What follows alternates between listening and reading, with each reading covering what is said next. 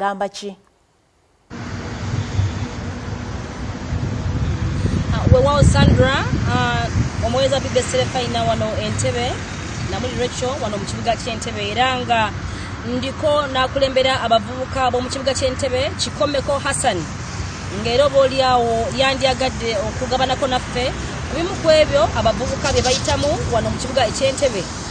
okulaba abavubuka balina bye bakola abange benyigidde mu nteekateeka za gavumenti zeereeta okulaba nga bejja mu bwavu. Hassan, nsaba obuuze ku batulaba.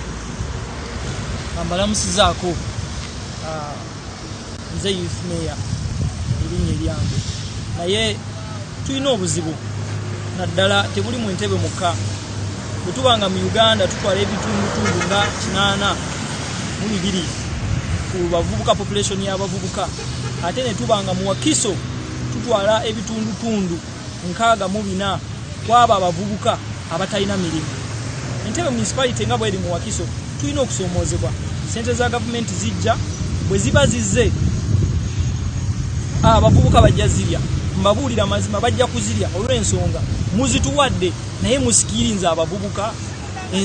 programu ey'okugamba abavubuka beekuŋŋaanye mubawe sente youth livelihood baamulya emyoga nagyo giijo abavubuka bagenda girya tebagenda gisasula parish development model naye bagenda mulya tebagenda musasula lwa nsonga ki nti before nga tetunagamba nti tugaba sente oli abadde takola toyinza mujja eri talinako experience takola atali skilled okwate sente ozimuwe omusuubirako ki era ajja kukwata sente akole ki azirye naye kye tusuubira kiri kimu nga mu Wakiso n'Entebbe municipality Wakiso yonna presidential initiative program ey'okuba nti ewa abavubuka emirimu oba esomesa abavubuka program ya skilling Wakiso yonna teyinaamu center n'emu ate nga mu Wakiso bwe baali basaba abavubuka abokuwa program eyo eva mu state house oba omukulembeze basaba abavubuka 25 mu Wakiso yonna ne bennawaayo 5 tebasobola batwala be batwala simanye wawe bakola ki be babajja so tusaba byonna gye muli abavubuka nga mwagala ddala bafune emirimu kuba be basinga obungi bali idle tebalina kye bakola mu baskiringe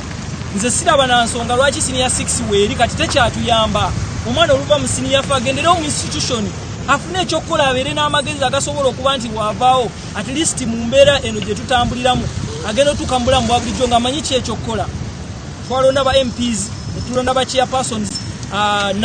national youth council tebatuyambye esente balya zaabwe tetulabangayo MP n'omu ajja wansi kwebuuza ku bavubuka kubuuza kiki ekiri wansi kiki kye bateeseza tebateesezangako. Gwe ng'omuvubuka atwala abavubuka mu kibuga ky'Entebbe wali ogezezaako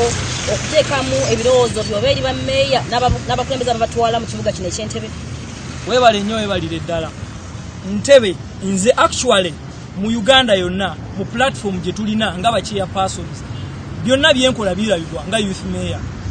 ntaddewo embeera yonna mpandise amabaluwa mpandise program empapula zange zonna nzirina eziraga nti nsabye programs ez'enjawulo okuba nti zireetebwa abavubuka tubabeeramu tebakola ne bw'ofuna akadde n'obatuukamu n'oyogera nabo omanyira ddala nti abaana gye bali baagala okukola naye tebalina bye batandikira ne sente ezirondebwa okukyuzingibwa nti ziweebwa abantu bwe babanga ebibiina babirondeddwa ate ebimu bitagala ogenda okola bye mwalonze nga si bye biweereddwa so tetulinaawo kyansaawo. Weewaawo omulabi wa BBS Terefayina kyenyinza okugamba nti bingi ebisoomooza by'abavubuka naddala wano mu kibuga eky'Entebbe oba oliawo n'okutwaliza mu disitulikiti yonna eya Wakiso okusinziira ku muwendo omunene ogw'abavubuka bali mu kibuga kino wamu ne disitulikiti okutwaliza wamu. Ebyo byonna n'ebisingakaawo ojja kubifuna mawulire gaffe aganaddako nsigadde nti namuli Rachel wano mu kibuga eky'Entebbe.